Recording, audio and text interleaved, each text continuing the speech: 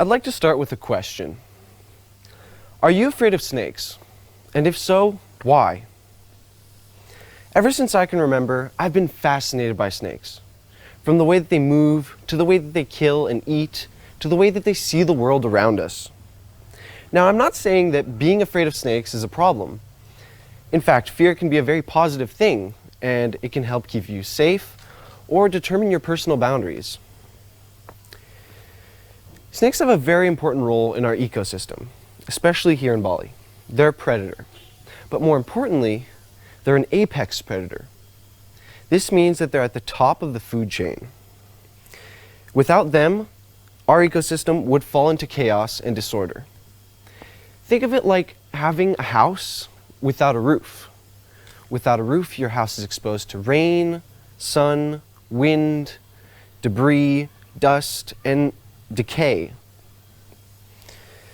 Originally, I wanted my Greenstone to only revolve around my personal gain, my improvement of snake handling, and my knowledge of snakes in general. But as I thought more about this, I decided I'd like to protect the snakes. They're dying and people are killing them and we're losing snakes, and I'd like to do something about it. But I'd also like to give the audience something that they can work with and something to keep them safe, especially here in Bali. When thinking of someone who could mentor me throughout this process and throughout the year, Ron Lilly popped into my mind. He was the perfect fit. Ron Lilly is the Bali's snake guy, or he's part of something called the Bali Snake Patrol. Essentially what he does is that he goes to people's houses and he removes snakes that aren't wanted there. So I told him about my project, what I wanted to do, and ultimately he told me he had already tried, and it didn't really work out the way he expected. Luckily, he did have somebody who did know a little bit more about the way to talk to the local community about things. It's a very kind Balinese man named Agus. Agus has published a book in Balinese, Indonesian, and English, which means anybody can understand it. So, I would print some books out, and I would give them to people around me, like my landlord, my pembantu, my very kind friend who's in the herpetology industry here in Bali, and farmers. Farmers kill the most snakes every year. This is sad to hear, but it's a truth. I met with a farmer in the Umalambing rice fields in Sibang Kaja, very close to Green School. His name was Pak Denny. Luckily, Pak Denny understood the very important symbiotic relationship between humans and snakes here on Bali. But something that captivated him very much and that he found was very interesting was this. During a snake's lifetime, it will eat around 1,000 to 1,500 rats or mice or small animals in general. Now, if you kill that snake, those 1,000 to 1,500 small animals have the potential to destroy all the crops and wreak havoc. This is what we're seeing. These farmers are killing a snake, and over time their crop are failing and they are losing profit. So what they decide to do is to sell their land or give the rights to a hotel to build a hotel or even build their own villa. That environment, that rice field, was prime snake habitat and was the perfect environment for them to thrive. But now it's gone. So the snake decides to move on to the next rice field over, but at that next rice field, the farmer there doesn't like snakes either. So he kills them. This is the sad truth of our snake killing cycle and our crop failure cycle. And ultimately, it's losing a lot of the rice fields that we know and love here in Bali. Let me take you back to the first time that I saw a snake here on Bali. I was in 8th grade and I was doing homework. And faintly, I hear somebody yelling, "Cobra! Cobra!" So, my heart racing, I run outside. But as I got closer and realized what was happening, my heart sank.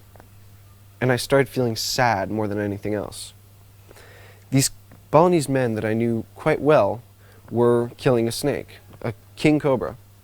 They were throwing cinder blocks on its head and jabbing it with bamboo poles. I thought to myself, how could somebody do this without knowing such importance? There must be another solution. And there is, but I didn't think about it until my Greenstone brainstorming day arrived. So what is the solution? And what can I do and what have I been doing?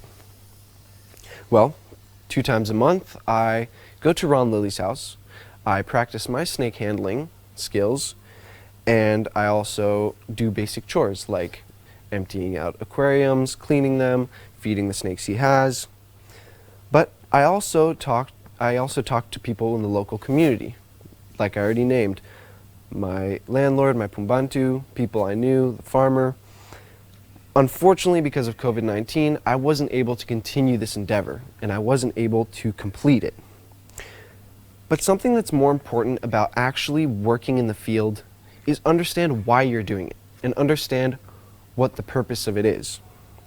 Let me tell you a little bit about the psychology behind Ophidiophobia, the fear of snakes. Ophidio meaning snake in Greek and Latin, and phobia meaning fear in Greek and Latin. Some people believe that it's an innate fear, that you're born with it, and no matter what, you have it. But science proves, and I will now tell you, why it's not. It is completely acquired. Let's pretend that a mother and her child are walking along a path here in Bali. The child is around 1 year old, and it's in its prime developing stages of its brain. Its brain is like a sponge, essentially, for information. And while this woman is walking, she comes upon a snake, and she recoils and tenses up in fear. The child, seeing this, now appropriates snakes with fear. But it's not only this. It's a lot also about how the media portrays snakes as bloodthirsty killing machines, which they are not. You may be wondering, well, if this is the case, then why am I not afraid of snakes? Why do I go out of my way to find them and to do things interacting with them? I grew up in a very free household, a household that gave me a lot of freedom in doing a lot of things that other kids usually don't. For example, when we would go hiking or mountain biking or camping, whatever outdoor excursion it may be, I was constantly running around the woods looking for insects, salamanders, toads, and snakes. That's when I first really fell in love with them. This answers why I may not be afraid of them, but doesn't really answer why I go out of my way to find them and to interact with them. As I said at the beginning, and as I say again, and I'll never stop saying, I love snakes. I'm fascinated with them. They're incredible creatures, and there's so much we still don't know about them that we need to learn. And the way that especially their brain works. They rely completely on instinct. Fun fact, snakes are one of the largest living land creatures on planet Earth, and they don't have any legs. If that's not strange, then I don't know what is.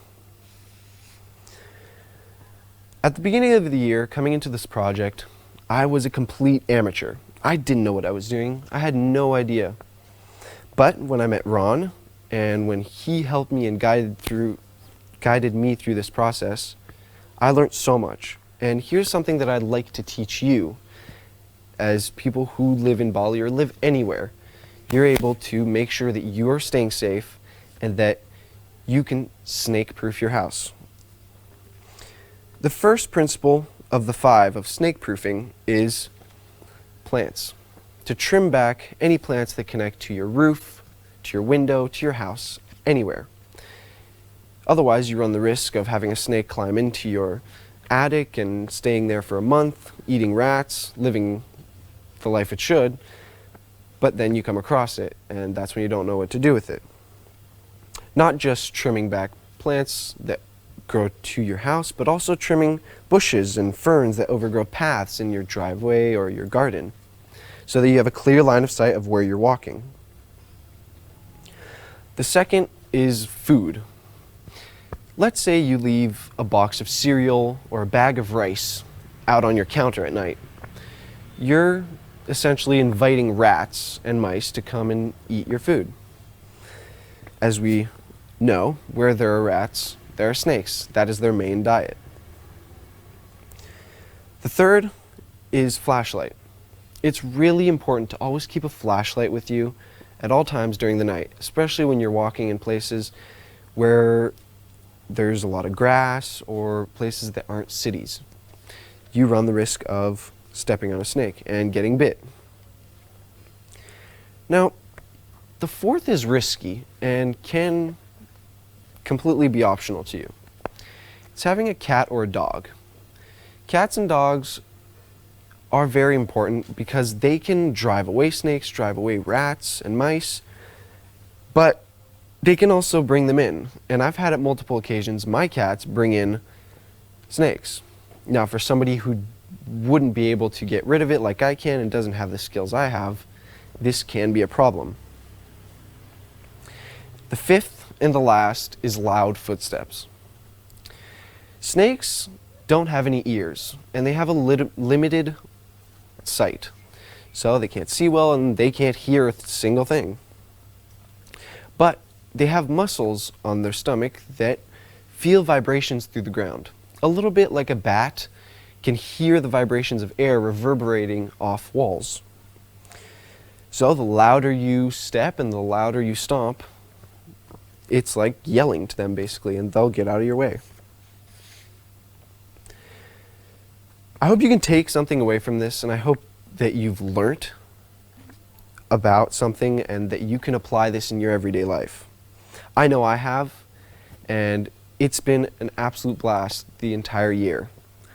I've seen so much, I've done so much, I've met new people, but no matter how much I learn and how much I do, there's always more to learn, and I don't want to stop being the student.